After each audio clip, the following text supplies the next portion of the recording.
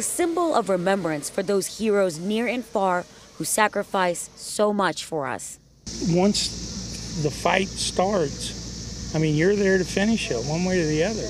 Vietnam veteran Robert Woods says he still remembers the battles and losing his friends like it was yesterday. It's a brotherhood that you may lose your fellow warrior, but it's more than that. It's deeper than that. That's your brother or your sister. The Verdant Company brought its bell foundry on wheels this weekend to cast a memorial bell in a tribute tower for veterans, firefighters, and police officers. From erecting the tribute tower where the bell will stand to casting the bell and even taking off the mold, the community was behind every step. Tim Verdant with the company says this is the first bell also honoring firefighters and police officers.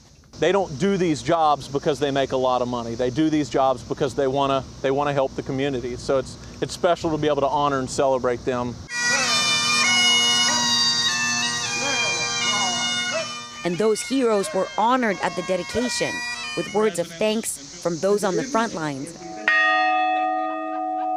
It ended with veterans in the community tolling the bell one by one and holding on to the words written on the tower. Take time to remember.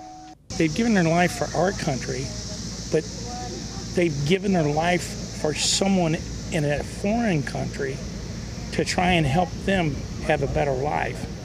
And the Verdant Company says it has more than 100 memorial bells all over the state of Ohio. Reporting from Evendale, Tammy Mutasa, WLWT News 5.